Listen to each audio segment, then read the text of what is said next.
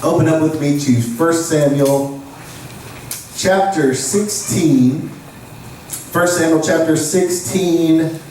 Tonight we're going to talk about purpose and preparation as we lead into camp. It is important to know that you have purpose, you were created with purpose, and that there's a time of preparation in your life. And so I want to start out tonight by making a statement, and it's this: you aren't a thrown together idea. Okay? You aren't a thrown together idea. God formed you. He placed purpose in you. He had an assignment for you, and it's within the very fibers of your created being. God put purpose. He had divine intention, a job, a mission, and it's been there way before you were even born. Within the framework of your existence, He placed the necessary talents, the personality, the drive, the traits for fulfillment of His grand design. You're not irrelevant. You're not a mistake. You're not an oops. But you were created with a purpose. Right?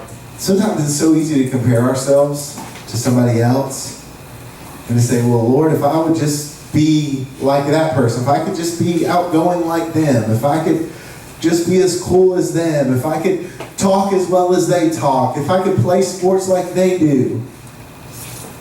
But God created you to be you, not you to be them. Yeah. So I want to tell you tonight, you are created with a purpose. Saul, where are we at in this? Saul, the king of Israel, the very first king that the people chose over Israel, is rejected by God. Samuel is now anointed somebody else to take his place, which we talked about last week, and it's David. He calls David out of the pasture and he anoints him right there in front of his father and all of his brothers, and then leaves. David, the youngest son of Jesse. Listen, how many of y'all are the youngest in your family? Anybody the youngest in their family? Listen, I'm just going to tell you right here. This right here is the truth, that the youngest is the best, right? David being anointed just shows you that the youngest is the best. Some of y'all are like, praise God, I knew I was born the youngest for a reason. But everybody knows the oldest is the best, right? No, middle. And then the middle children always think they're the best. Who knows why? Because they're in the middle and they're trying to figure out where they're at anyway. I got y'all. All right. Anyway. So, David, the youngest son of Jesse, is anointed to be king.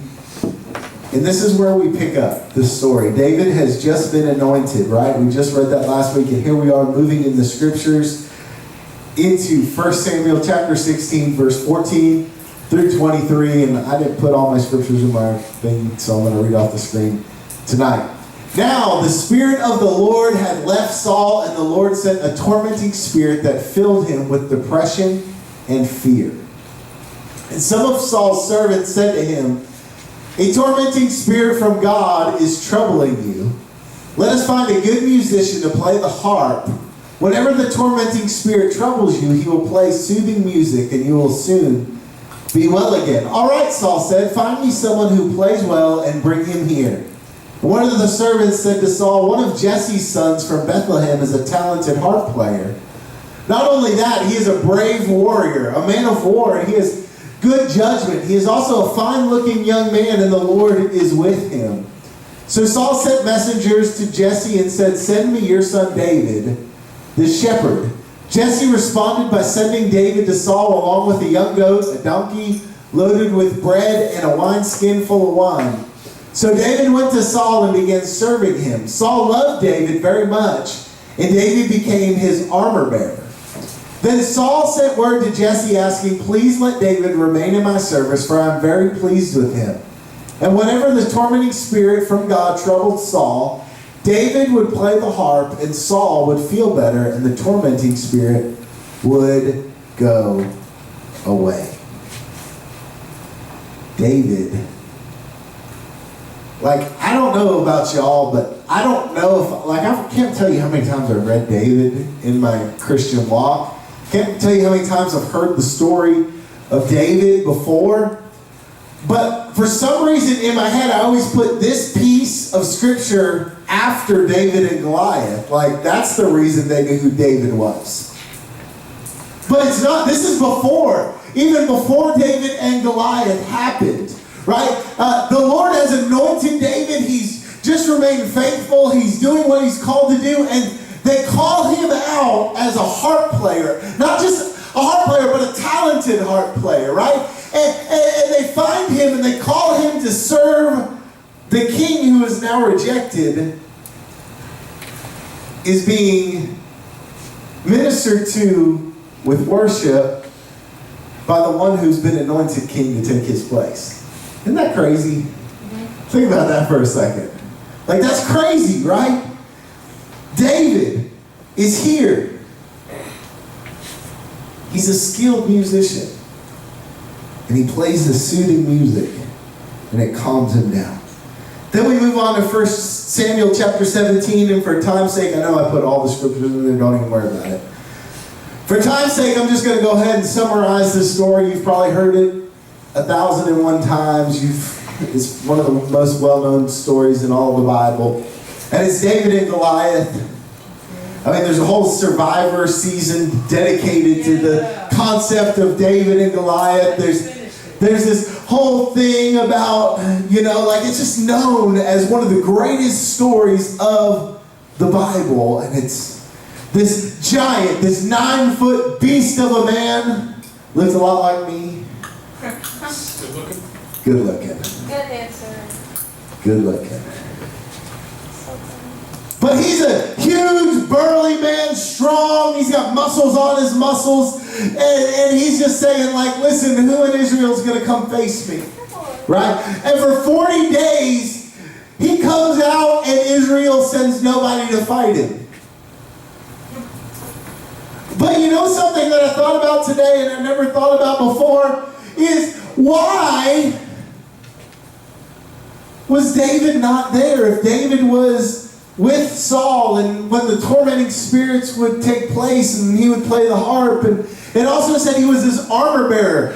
An armor bearer, what that means is he would hold the shield, he would hold the weapons for the king. So if they went to war, the king needed a sword. Here, king, here's your sword. If you need a shield, here's your shield. I'll hold everything you don't need. And when you need it, I'm here to help you, and I've got your back. The armor bearer was to have the king's back, to make sure nobody would attack the king from a side that he wasn't looking.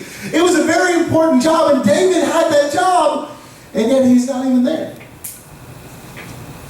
And it said in the beginning part of chapter 17, again, something I never really caught, was David's father Jesse was getting sick. And so David would go back and tend to him. And tend to the sheep. He went back to where he was. Where he was originally found. He kept going back there. And he's taking care of Jesse, and Jesse says, listen, I need you to go check on your brothers. They're at the battle. Take some stuff to them. So David goes and he gets there, and David is a known man. I mean, he's the armor bearer for the king. He plays the harp for the king. Like, he's known. And he gets there, and like, sometimes we think he's just a young punk boy like Canaan. But he's not. Like, he's matured a little bit here. He's known a little bit more. He has a little bit more value. It's not like sometimes we just automatically go, he's anointed and now he's facing Goliath like that. Like, no, some time has passed here. And David faces Goliath, right? And we find him going, what's the reward? What's the one that is going to slay this thing? Right? And then we go and we see him approached by Saul. Saul knows who David is. And Saul says, here, take on my armor. Put my armor on. You want to know why Saul wanted David to put on his armor? Because nobody else is going to know that it's not Saul. They're all just going to see Saul's armor walking out there. Saul just wanted the credit for taking down Goliath. David's like, I can't wear this stuff. It's not meant for me. And so he goes and he just takes on Goliath. And he stands there, David, a young boy. Both of these encounters, David finds himself before King Saul. Standing before the same person, but in two entirely different reasons. One, to play soothing music. The other one, the complete opposite, he's going to kill somebody. Like, that's two totally different spectrums, right? He's soothing music and let's kill somebody. Like, crazy, right? But the thing is where he's standing and why he's standing there. Out of all the musicians, why David? Why David? And it said this, he was a talented harp player, but the more important thing was this, the Lord was with him. Yeah. The Lord was with David. And David wasn't someone who just picked up a harp every once in a while. He was skilled. He was talented, it said. You know, he didn't just pluck around for fun. Like, he was talented at playing the harp. He was talented at his instrument. The same goes for fighting as well. Everybody's scared of Goliath, but David steps up. Why? Why does David step up when everybody else is not willing? And it says this, because I fought the lions and I fought the bears to protect my father's sheep and goats, and I chased them down. I clubbed them to death. Sometimes they tried to swipe their claws at me, but I stopped them. Sometimes they bit at me, but I clubbed them. Like, I took them down. Like, if I can take out a bear, if I can take out a lion, who is this 9-foot beast of a man that looks like Pastor Thomas? He ain't nothing compared to me, right? And so David knew that he had the skills necessary to take on this giant. He said, listen, this is no different than that bear. This is no different than that lion. I'm just protecting my sheep. Think about it this way. I've been anointed king, and I've got to protect my people. Long before these skills were on display for King Saul to see, God knew them. Think about that. God knew David's talents. God knew everything about it. Before Jesse and David's mother even met, God put purpose into David. He gave him talents and personalities and drive to see it through. David wasn't a thrown together idea. He wasn't irrelevant. He was intricately, that's a tough word to say, intricately knit for such a time as this. And I'm here to tell you this, the same can be said about you. The same can be said about you. Point number one tonight is this, you have purpose. You're not a thrown together idea. And long before your parents knew each other, God knew who you were. Whether you know who your parents are or you don't, whether you have a relationship with them or not, it doesn't matter, because they're irrelevant to the fact that God knew who you were. God put purpose in you. He knew exactly who he wanted you to be, and he formed you into that person. Psalms 139 verse 13 through 17 says this, you made all the delicate inner parts of my body and knit me together in my mother's womb. Thank you for making me so wonderfully complex. Your workmanship is marvelous. How well I know it. You watched me as I was being formed in utter seclusion, as I was woven together in the dark of the womb. You saw me before I was born. I want to stop there for just a second. One of the craziest things ever, and maybe you guys have experienced it, maybe you haven't, but Miss Lindsay is pregnant enough that when Maggie gets active enough in there, you can put your hand on her belly and there is some pressure moving around in there. Like, you feel that, some kick, you feel some, she's like, give me some room in here, Mom! And as she's doing that, she's going, bladder, here's the bladder, let me kick it. And Miss Lindsay's like, I feel a pee. But Maggie is in there, and we don't even know what she looks like, right? It's like, I'm her dad, that's her mom, but she's in the dark of the womb, and I don't have a clue anything about her other than seeing movements, right? But God, in the dark of the womb, in the utter seclusion, is molding her and making her. And even before she was even thought of, God had a plan for her life. And He intricately put together every bit of her. I may not know her personality yet, but I'm here to tell you that she has a personality. She has a purpose. She has a call of God on her life because God has formed her together. Verse 16 says, every day of my life you've recorded in your book. Every moment was laid out before a single day has passed. How precious are your thoughts about me, O God? They cannot be numbered. God thinks that about you. God thinks that about you. Isn't that crazy? Like, He formed you in your mother's womb before anybody even knew what you would look like, before anybody knew how big of a baby you were going to be, or how small of a baby you were going to be. Listen, I'm the biggest of my mama's kids, but I was the smallest baby. Figure that one out. Canaan was the biggest baby, but he's the smallest. I don't know, Kyle's pretty small. He'll be bigger than you. Canaan's not going to be done. God is worked every bit of who you are together. You're not worthless, you're not a mistake, you're not an accident, you're not irrelevant, but you were called with a purpose because God created you.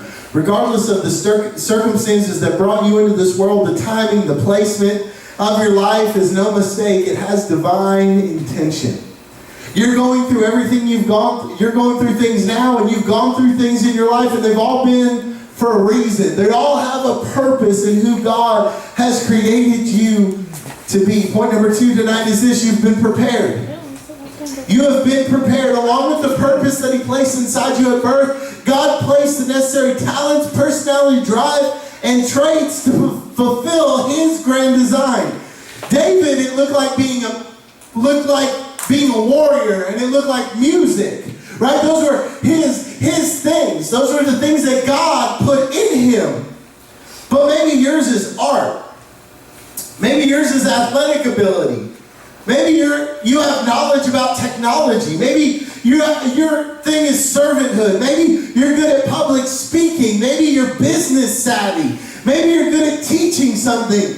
Maybe whatever it is that you're good at, God put in there for a purpose because you're being prepared. Some things come naturally to us. Others we learn over time. Either way, they've been placed in us to prepare us for the purpose that He has in store. Okay? You were created with a purpose. You are being prepared. And last point tonight is this: preparation happens in the pasture. Preparation happens in the pasture. Before it could be said that David was a skilled musician, he had to first put in the time and practice to get to that point. Like, imagine David the first time he picked up a harp. Right? Listen, preaching, sermon preaching. Like, I don't even want to go ahead and tell you how bad my first sermon I ever preached was. Like, it was bad. All right? Like, it's a skill, it's a talent that God has had to develop over time on how to preach and what to preach and the way, my style, because my style is not everybody else's style, right? God creates us with our own unique flair. And just like David had his own unique flair when it came to playing the harp, you may have your own unique flair, whatever it is that you're good at. God created it, but He had to put in time and He had to put in practice to develop that skill. Yeah. He didn't just come out of the womb going, "Be gone, evil spirit."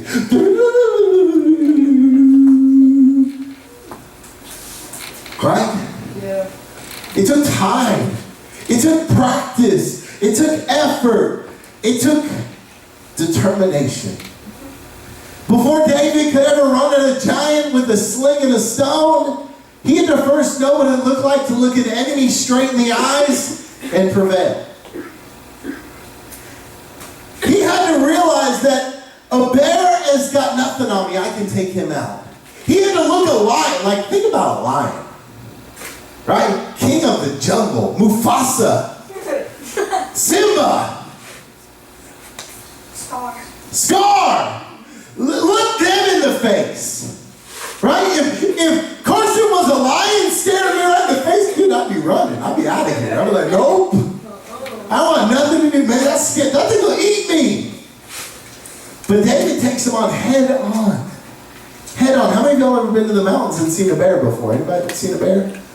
Yeah, hey, listen, if you go to the Smoky Mountains, you can go to Three Bears General Store and you can pay to go see a bear. We've done it. It's pretty cool. But I'm seeing a bear from a distance. I'm going, man, I don't want to fall in this cage with that thing. It might be nice, I don't know, but I don't want to be in there. That thing's big. His paws are as big as my head. Like what? Gone. My life is over. But David looked at a bear in the face and said, come on, big boy. Let's do this. Let's dance. Right? These big moments in David's life, but we also forget that there were moments before all these big moments that prepared him for that time. We get so focused on purpose. Y'all ever focused on purpose?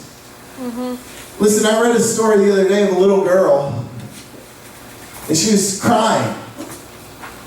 And her parents walked up to her and said, what's wrong?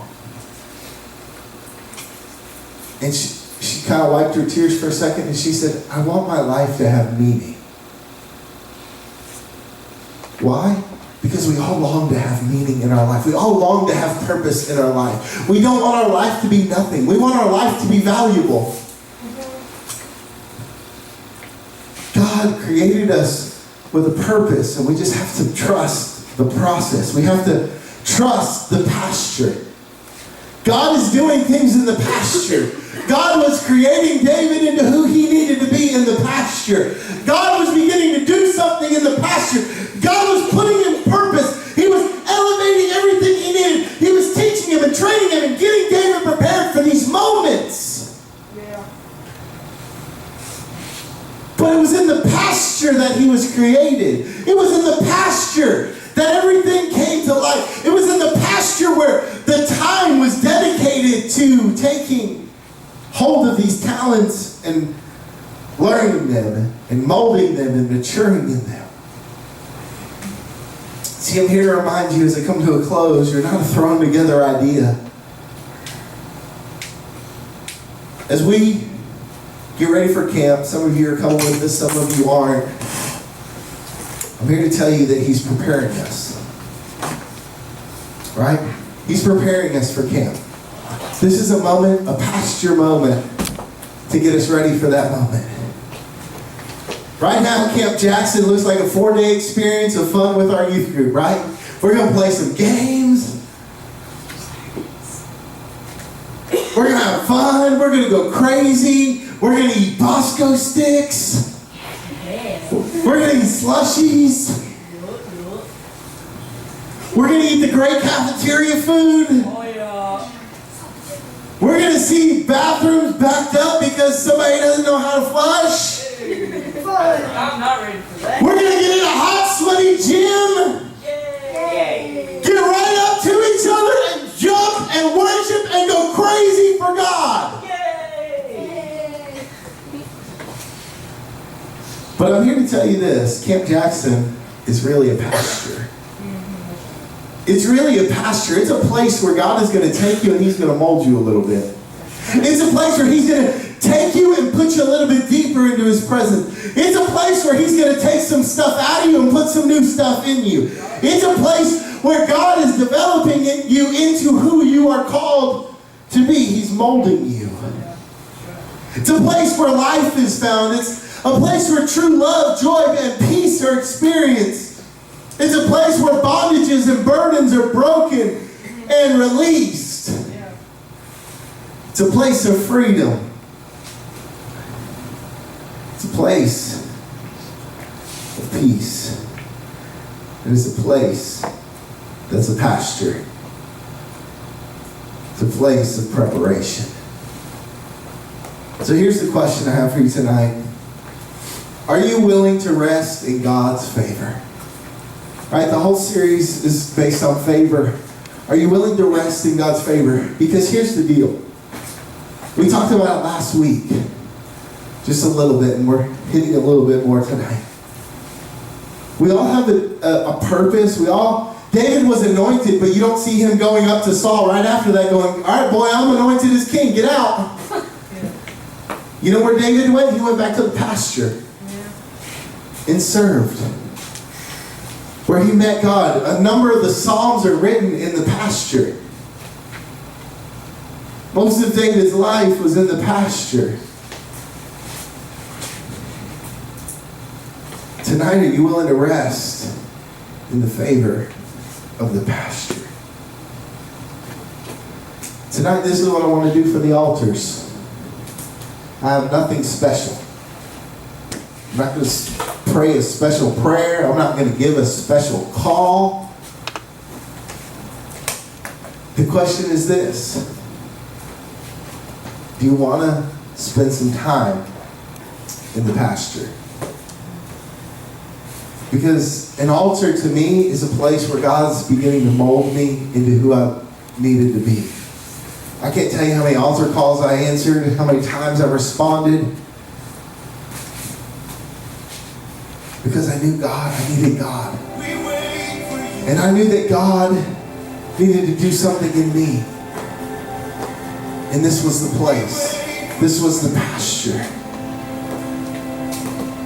To build me up.